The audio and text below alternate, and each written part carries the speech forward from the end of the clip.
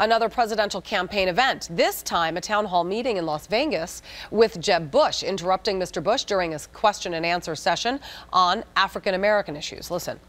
First and foremost, all leaders, whether they're presidents, running for president, city council members, mayors, governors, everybody needs to be engaged in this to recognize that this is a serious problem. Perceptions become reality.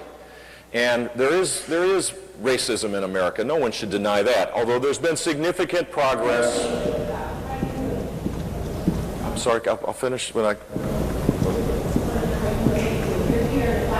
Yeah, I relate to it.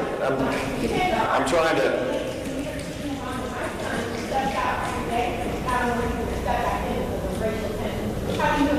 I relate to that by saying, I relate to it by, as a president, to try to create a climate where there is civility and understanding. Okay, so some awkward pauses there. Shortly after that, while saying hello to the people in the crowd, Mr. Bush was met with this.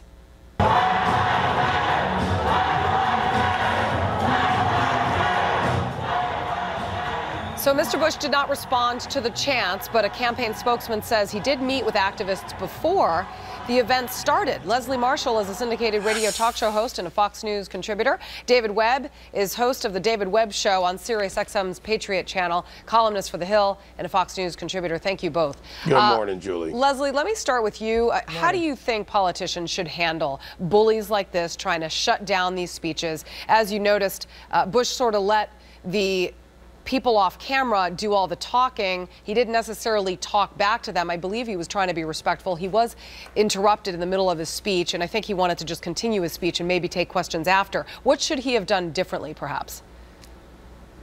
Well, you know, this is not something that comes down to left or right, a Democrat or Republican. I think anybody who is running as a politician, especially to be the commander-in-chief, needs to command.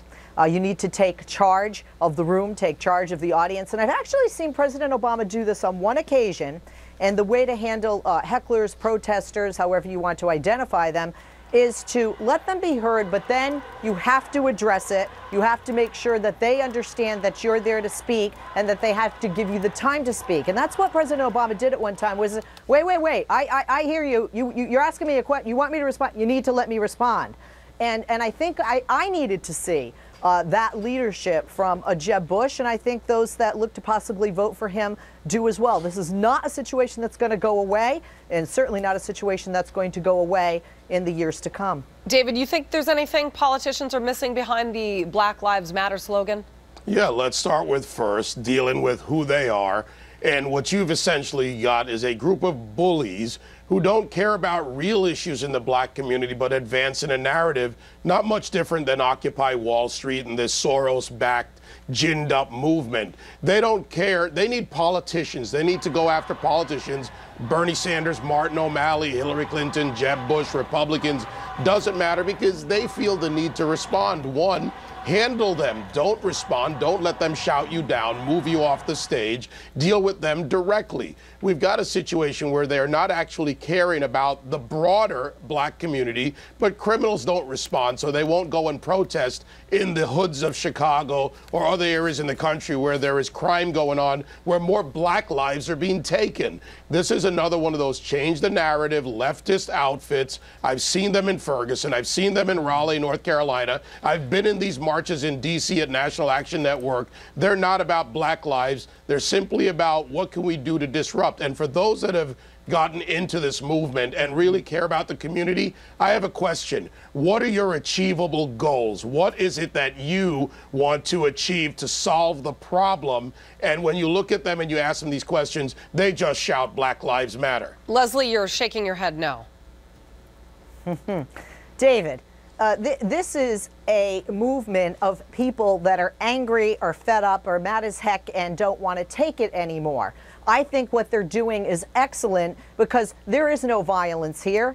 There is no burning. Ferguson? There is no looting. I was in Ferguson, no, I'm not, no David, I'm not violence talking there. about, David, my You've turn. gotta cover Not all talking Wait, about Leslie, Ferguson. finish your thought, We're not David, talking and then about David, you Ferguson. can We're jump in. talking.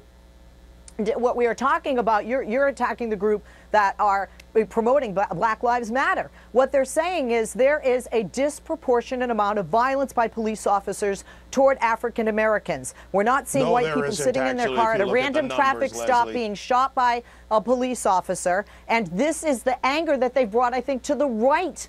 Venue to speak to the politicians who have the ability and the power to make a difference and to change that going forward. I think this is absolutely the right way to go. Let me jump in for a second, because we're talking about promoting violence, and Leslie, you're talking about the violence that the Black community feels has been a victim of white police officers. But let's just talk about the violence in general rather than looking at skin color here. Violence as a whole in this country has gone up. There's been a surge in crime in several cities, multiple cities all over the country. Homicide rates are up right now. And in fact, police officers more and more are becoming victims of crimes. Let's talk about those lives. And take a look at this picture of the Trinity police chief's message that police lives matter too. It shows he and another officer with "His life matters" written on the palm of their hands, each with an arrow pointed to the other. And this picture has gone viral on Twitter. Police are tired of all the hate in this country. And this is a perfect example of it. It's not just Black victims here. David? No, it's not just Black victims, Julie, and you go to what is the correct approach. All lives do matter. Live your life well. Find a way to fix the problems that do exist. Where there are bad police officers, bad shoots, you deal with it. Where there are incidences with good citizens, that happens on a daily basis. Most interactions on a daily basis with police officers don't end up in a death or a bad situation. And it's okay to address the ones that happen, but it is not the larger narrative to create a permissive environment of going after those that maintain law and order in our community, regardless of color. All right. We have to go. Leslie Marshall, David Webb, thank you both. Fair and Good to see you. balanced. Thank you. So